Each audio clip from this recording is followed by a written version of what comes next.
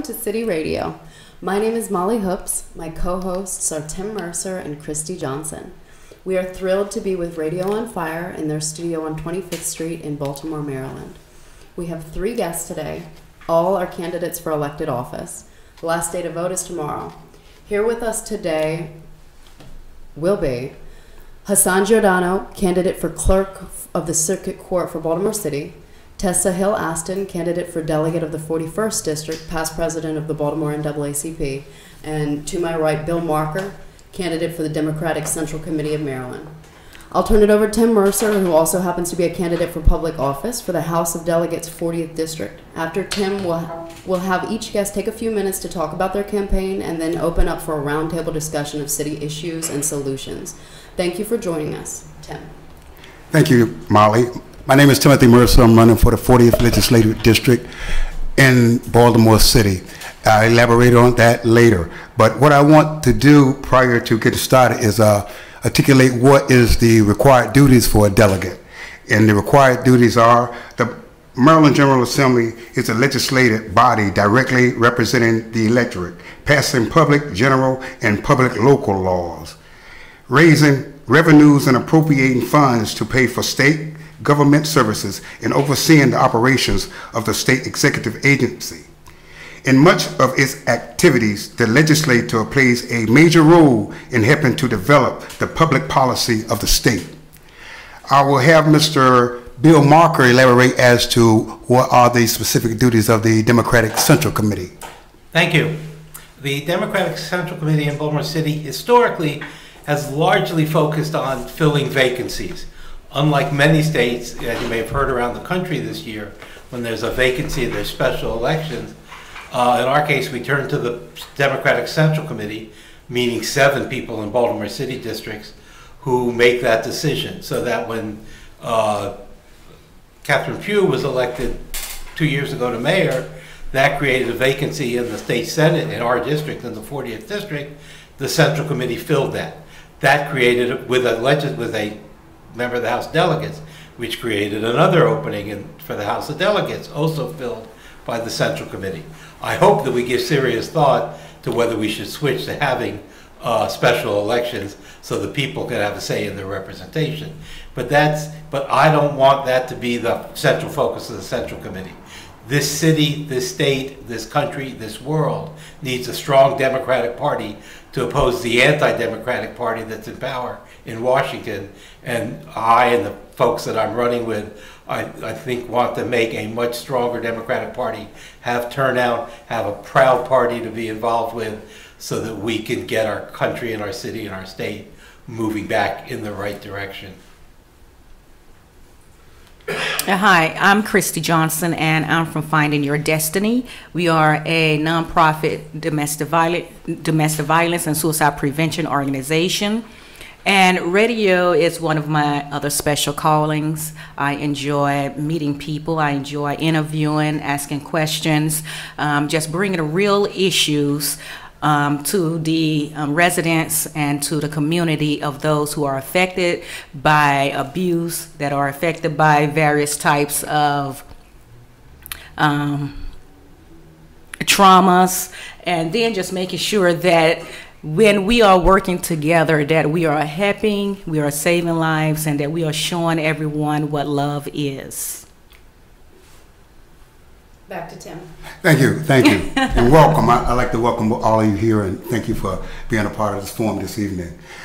My purpose for being here, outside of elaborating with the guest that's here tonight, is to articulate basically my position in wanting to become a delegate for the state legislature, for the community more so. But I say on my flyer specifically single shoot, and single shoot is the terminology that means vote for one, because you can vote for 3 members of the House of Delegates, but most of the time, if you vote, in my case rather, if you vote for 3, I'm gonna be the odd person out, because we have so many persons that team it up in a cliquish manner. But the things I articulate, I would want to lay them out now, that way you can come back, question me on them later. In reference to education, improving education, I say for over 40 years we have sent our children to segregated schools for more than 4 decades.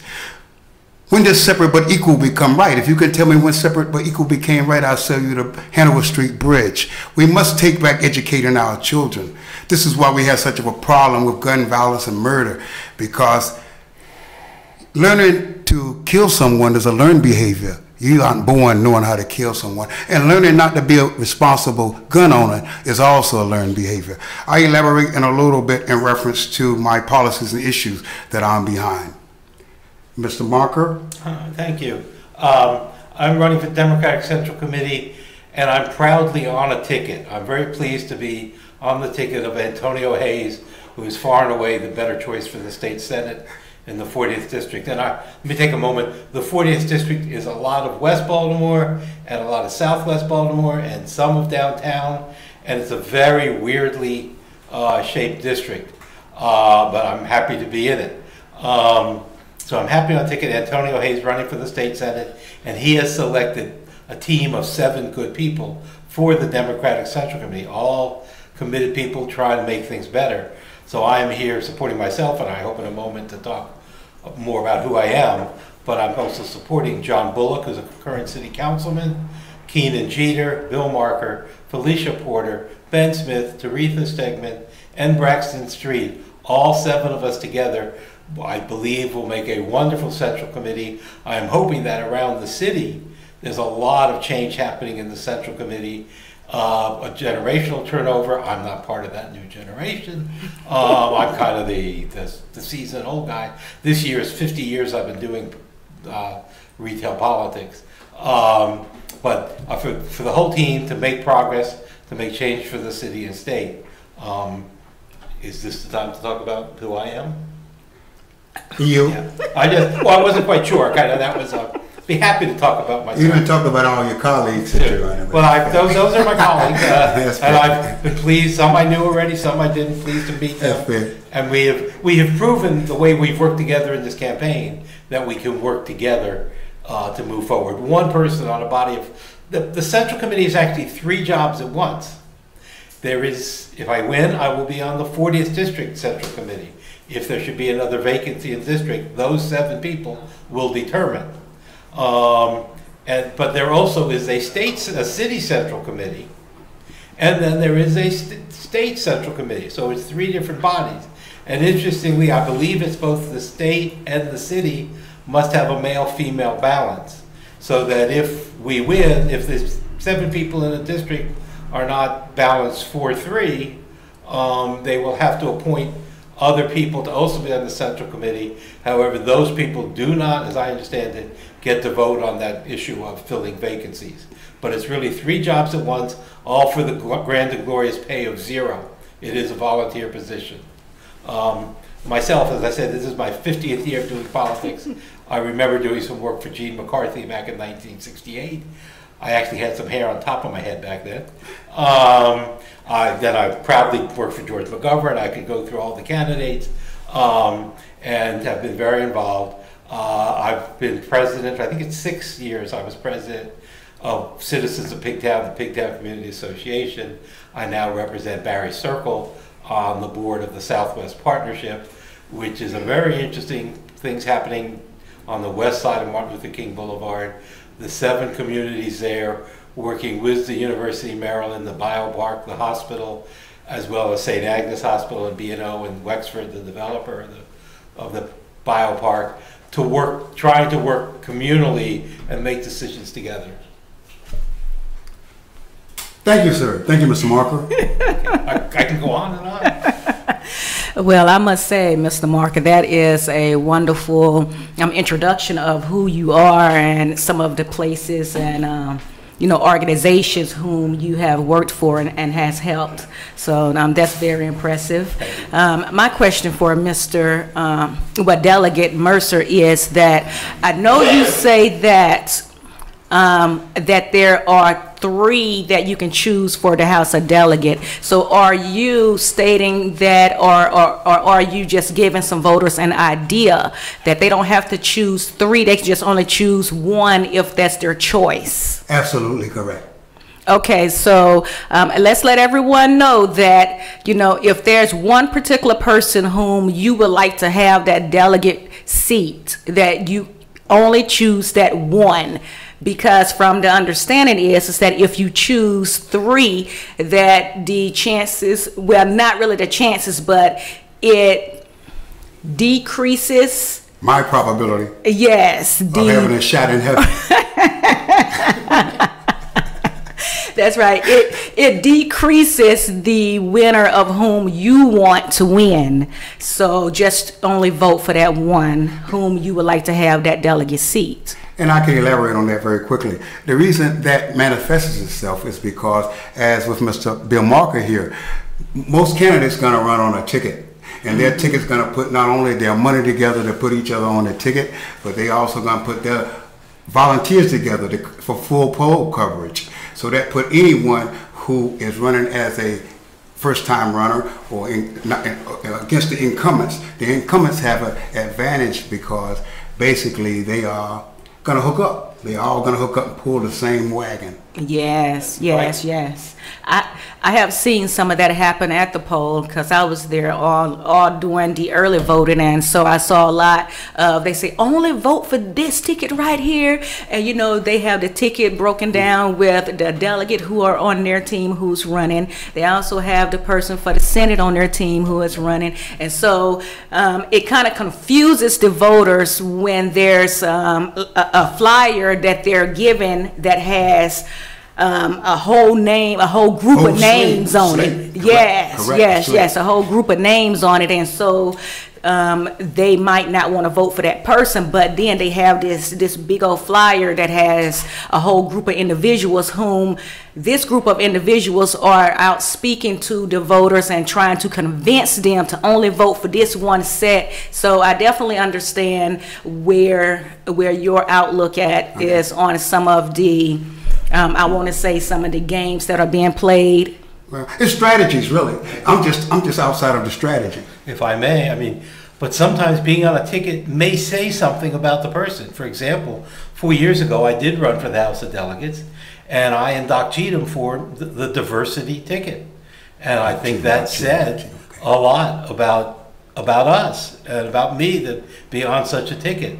The fact that we have, and as a member of the Hayes ticket, not endorsing anybody for delegate, but the fact that we have some delegates who are candidates running together says something about the likelihood that they will work together with the other people from our district, whoever the 3 are, to advance the needs of our district, which is part of the job, is what getting results for your district. Hopefully there's much more than that. And also interesting, of the 2 incumbents we have running, they are now, one is on the incumbent senator's ticket as listed at the polls on election day, one is not. So that's, and I'm not part of that, I can't comment on. But you're talking about Frank Conway Jr. You're talking about Mosley. They are not. One is on the incumbent senator's ticket. Barbara Robinson's ticket. The other one is not. Right. Right. Okay. So even incumbents can get blocked out also. Tickets form as they form, and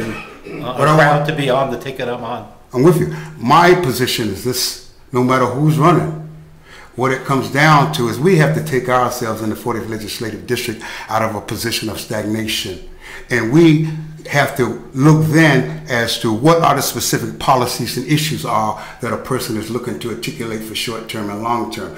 This is why I want to elaborate very quickly on my policies and issues. Okay. First of all, my policy is $15 minimum wage. I catch heaven about that every day in the street, saying nobody, where there people be getting laid off. Mm-hmm. And I basically look at them and say, but we don't hire nobody too tough no way in the 40th. You know, for voting by mail, and I say voting by mail is because the participation level is appalling. I say I'm for automatic voter registration. When you turn 18, you know, automatically register. When you get a driver's license, you automatically register. That's very simple. I'm for the state of Maryland becoming a popular vote state. 2 times in our lifetime, we have bear witness to the state of Maryland, well, to the popular vote not prevailing. Bush versus Gore.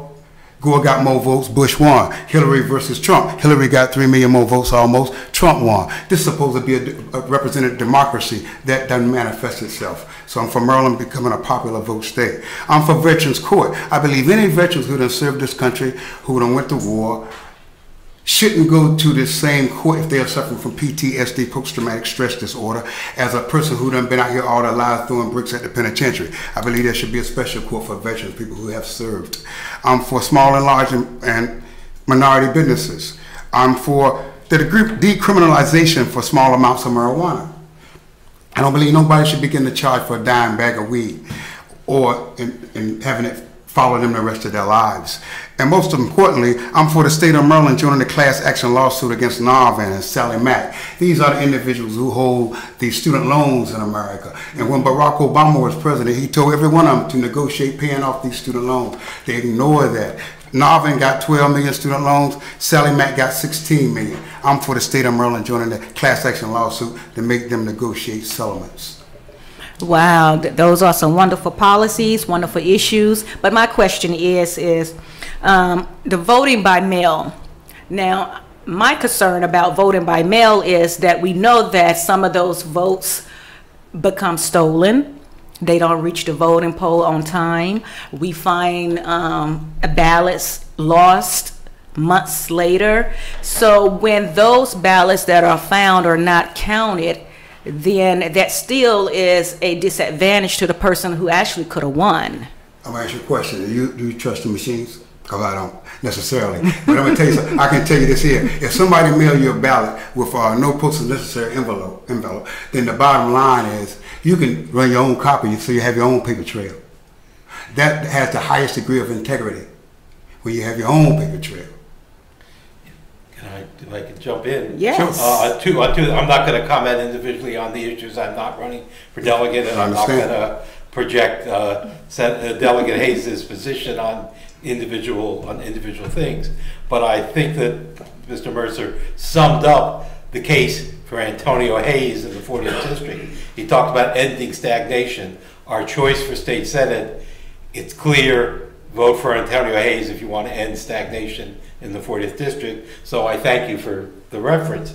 The other thing I do want to say is, and it's possible, but I'm not saying whether indeed I'm not gung-ho for all ballot by mail, because I want, the beauty of Baltimore is that we can walk to things and we can have community. That last night I came home and I saw the rainbow, and I called a couple of neighbors to come run over to Martin Luther King and Washington Boulevard and join me in looking at the rainbow. So the community event of having election day and going to the polls is something that I think we should hold on dearly to. We should have early voting. We should have absentee, or there's a better term for it now, which it's escaping me. We should have that. But I do want to have a day where people come out and meet their neighbors to do that. But as far as stolen ballots and everything, that's all possible. But we have to be careful that we don't fall into the trap of Mr. Trump and his anti-democratic party's efforts about talking about fraud, talking about this and that, which really are efforts to suppress the vote. And so when things are proposed to increase the vote, the fact that one can imagine that there might be something that might go wrong does not necessarily mean that it isn't a great advance. I'm not talking about any particular thing, but we know we just had a tragedy today of the Supreme Court ruling against fair redistricting in Texas. So we need that party's core of that other party's program is anti-democracy, can restrict the vote, and so we have to be worried about not focusing too much on alleged fraud that might happen in a handful of cases. I think I understand what you're saying, Mr. Mark, but my concern is this here.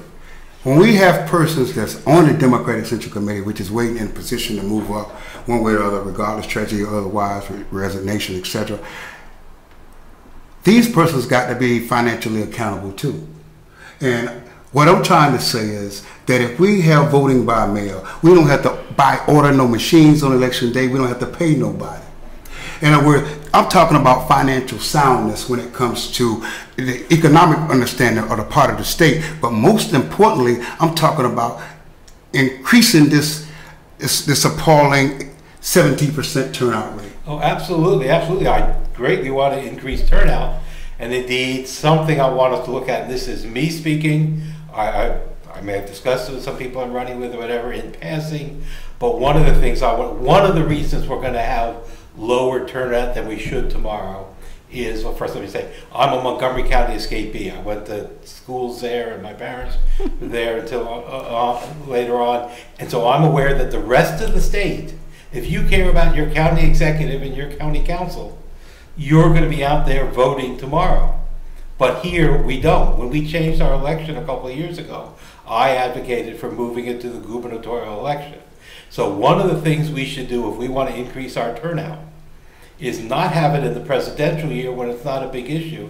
If we had mayor and city council elections tomorrow, we would play a bigger role in who's going to get nominated for governor because we'd have more people turning out. So I certainly, should I get elected, hope to be that sort of issue, that particularly the issues that are directly about voter or whatever. Again, that's my issue, my raise. I hope a lot of people will agree, but that's something to look at. And whatever else we can talk about in terms of saving money, money is important to save, but saving democracy and spending money on democratic activities is a core activity of our civics, of our government, and we need to be willing to do that. Again, the argument against special elections will be, it'll cost money. Yes, but there's a cost in anti-democracy to not have those special elections. I'd rather have, I'm sorry. Oh no, I just want to say, I know that these things are really important because if nobody votes on the issues, what's going to happen? I was hoping maybe we'd bring the conversation back to some of the issues that are really important in the communities in Baltimore City and in the 40th district and in every district, and see, what elected officials really can think they can do about it, or where we are. I want to thank you for that question. And I give you this here to maybe sum up where we are, because the first issue in the 40th legislative district throughout the city is jobs. And jobs is probably the most asked question. Towards that end, in just the northwest corridor of the 40th legislative district at Reisterstown Road and Liberty Heights, right across from Mount Diamond Mall, at Pimlico Middle School on Pimlico Road in Woodland, and at North Avenue in Hilton Street, at Reisterstown Road and Liberty Heights, we have a $45 million building going in there by Hawkins Builders. At Pimlico Middle School, we got a $60 million project there by Hawkins Builders. At North Avenue in Longwood, we got a $50 million project there by Hawkins Builders. If anybody within my auditory voice know anybody black that worked for Hawkins Builders, let me know, because I don't know one. If you don't have anybody being a watchdog for $200 million when people in our neighborhood is crying for jobs, then who are they representing and who are they holding accountable? Talk about issue first. Mr. Mercer said something about the Central Committee being a stepping stone to other things. I'm not sure at 67 what stepping stone this will be for me, but the future lies ahead. To talk about issues of this is not necessarily really the Democratic Central Committee, but to know a little bit about who I am, I seriously believe that I have a major part of the answer for our financial issues. We, Baltimore City, and other poorer jurisdictions in the state of Maryland, subsidize the rich counties, one of which is the one I was educated in and grew up in, because we are one state of Maryland. We should all pay the same statewide property tax rate instead of allowing rich counties to have a low rate but high returns on their tax rate. I'm not going to go into the details about it, but if you go to my website, billmarker.org, you will see one state, one rate, which is a revenue neutral proposal to end Maryland's subsidies of rich jurisdictions by poor jurisdictions through the property tax system. And I'm happy to say that depending upon what happens tomorrow, there may well be some interest among some legislators in that. One legislator who I do expect to return to Annapolis, not in my district, has expressed, a significant legislator, has expressed interest, and I'm hoping that the time has come for that idea to move forward. Other things, in terms of jobs. I don't claim to have the answer for jobs, but if we had as much money as we have, but a greatly reduced property tax rate and probably also personal property tax rate, that would help bringing jobs into the city, and more jobs and more resources and more people with choice moving into the city or staying in the city. But I can say on jobs, one of the other things I've done recently is my area, the southern end of the 40th district, Pigtown, Morrow Park, Violetville, is in the 40th district, but it's the northern end of the 10th Council district. The 10th Council community leaders have not been in much communication. I instigated a 10th district leaders thing with knowledge of the current council person. He was advised of this. And we've had several meetings to get to know each other. And then we decided, let's talk about an issue. So at the most recent meeting, we had an expert who I met through my service in the Southwest Partnership Board, who's a job person, whatever, come and talk jobs, and we had a give and take among the folks there. So to talk jobs, and I've been meaning to I'm trying to get a hold of that person who talked at the meeting to express an idea. We have all these jobs on the Eastern Shore, crab cutting, that people can't come in from out of the country to do. There must be some way people in Baltimore who want jobs could do those jobs, figure out who's got the skills and patience and can learn to do that. There are jobs in the state. Let's make things happen. So we can deal with some of the jobs. We can get an even playing field for Baltimore. And I could probably spew some other ideas out. They might pour out yet. Yeah, but jobs come from people with the money, apprenticeship, mentorship, actual hiring people. In other words, black people are no longer the minority. It's the white man's wife, which is the minority. Or the guy from Nicaragua who came here. Black people, we aren't even getting no parts of minority figures in our own community.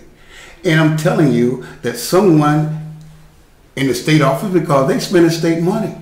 You understand? But someone in the state office and someone downtown ought to be accountable. And we hold no one accountable. Everybody put their hands up and hunch their shoulders and they say, I don't know nothing. Right. And that's wrong. That's wrong. Let me say something about the minority contracting or whatever. This is a proud son moment. My father's 100th birthday was recently. He's been gone 20-some years. But as his lawyer son, I don't know if I've even said that I'm a lawyer yet. I'm a retired lawyer, but proud of it. Proud of a lawyer and happy to be retired. But he worked for a long time for the U.S. Small Business Administration General Counsel's Office. And it's my understanding that he was deeply involved in the 8A program. It had to be back in the 60s, because I think he retired early 70s. 8A program is the minority contracting thing. And I know what Mr. Mercer was talking about, that minority now includes its minority and women contractors, and that's an issue that should be discussed. We need to encourage minorities, but also women historically have been excluded from economic control and progress. So that's a separate issue, but it just opened the door for me. I'm proud of my father's career. After the election, I will finish documenting his papers, and I'm hoping his law school will take his papers, but thanks, Dad. Hey, Mr. Mark, I like you, and I'm going to tell you something. I respect you being a retired lawyer, because I've always, and this is a joke, of course, but I've always called lawyers shysters, and that's a joke. But that's simple too. But what I want to say, to get back to the participation rate in the state, 82% of the registered voters don't vote in the 40th legislative district. 82%. There are 4 reasons people who usually don't vote decide to vote: fear, anger, hatred, or frustration. I say to those of you who are listening, if you don't plan to vote, pick a reason and vote for the common good of the 40th legislative district. But most of all, vote for your own self-interest, and let's take up the participation level. Thank you. Oh, again, and I think those are some real things. I just today, out lit dropping in Pigtown, heard again, oh, I don't vote because then I have to do jury duty. And that's a real issue, but if you get arrested or whatever, you want a jury of your peers to be able to make a judgment. So I say to folks, you should be willing to do jury duty, happily accept your civic responsibility, and vote, because you have the power. I say to the black persons that I run into on the street that say they don't want to vote, I say, most of the people that's going to court and going to jail is your people. You better get on some jury. Definitely. I believe that we touched on some excellent topics tonight. As we know that we can't touch on everything that's on our mind, on every agenda, but we will go on a commercial break, and when we come back, I have a few questions that I would like to have our guests answer that's related to jobs as well as related to minority and black-owned businesses. Thank you.